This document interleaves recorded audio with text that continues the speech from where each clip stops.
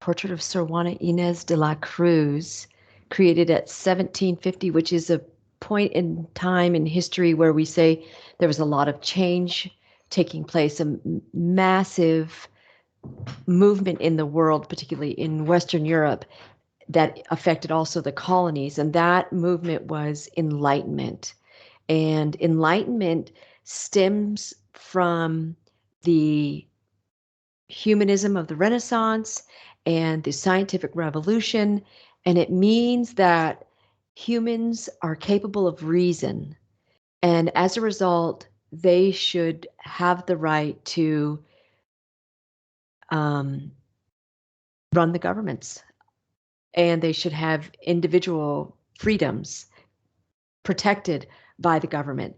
And so this is 1750, and the American Revolution was in 1776.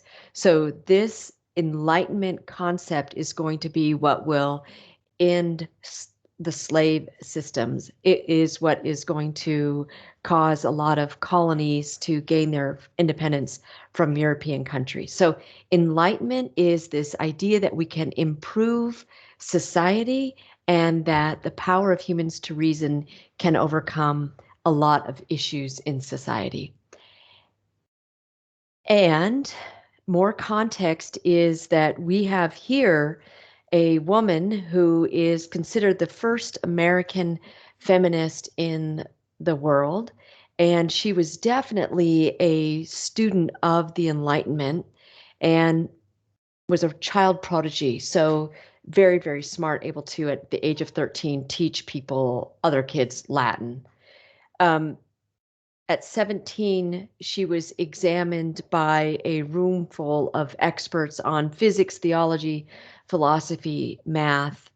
She was a poet, and she was, by all accounts, pretty and had a lot of suitors around her. She was born to a Creole father and a Spanish mother, but she was illegitimate. So she had the upbringing that allowed her to study.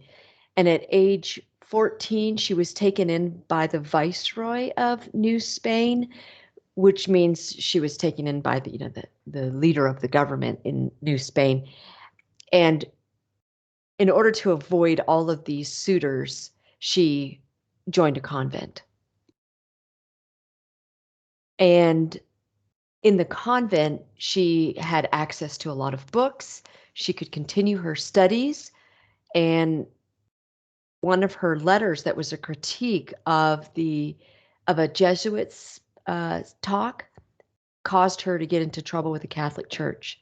And she was ordered by the Catholic Church to give up all of her learning, library, musical instruments, scientific instruments, and dedicate herself to helping others who were sick. So she did all that, and she wrote in blood, her own blood, she wrote a letter renouncing all of her learning. And at the end of her letter, she wrote, quote, "I, Sor Juana Inez de la Cruz, the worst in the world." She cared for the sick for the rest of her life and died at age 44, so prematurely. She's known for having written this poem. She wrote many poems and was critiqued because not all of her poems were theological of nature, but this is her poem. She studies and disputes and teaches, and thus she serves her faith. For how could God, who gave her reason, want her ignorant?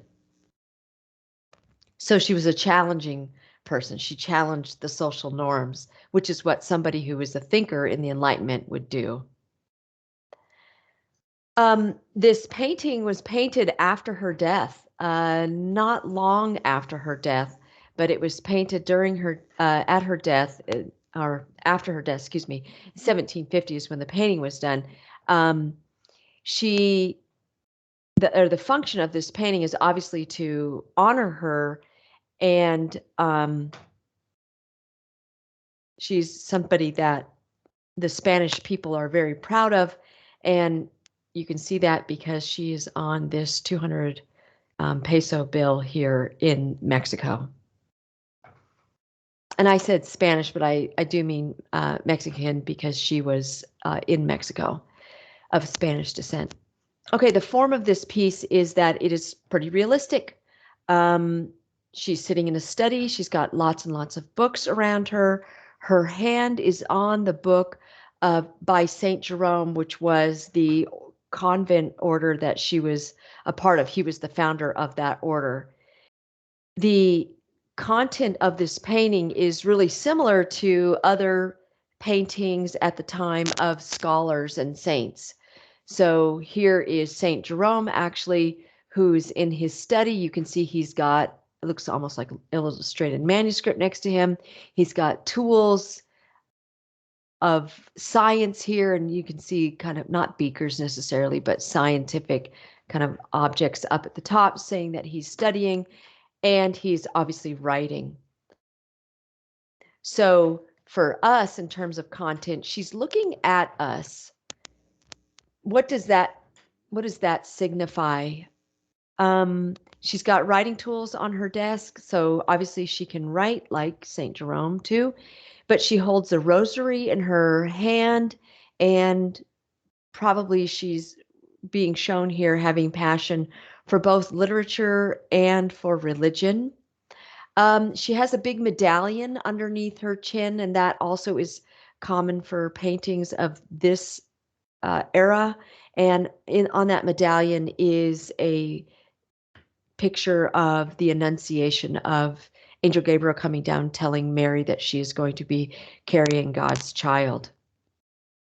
Okay, so that is the portrait of Sor Juana Inez de la Cruz, who was a woman from the era of the Enlightenment and featured in this portrait like other enlightened individuals. And she's female, and she's in the Americas.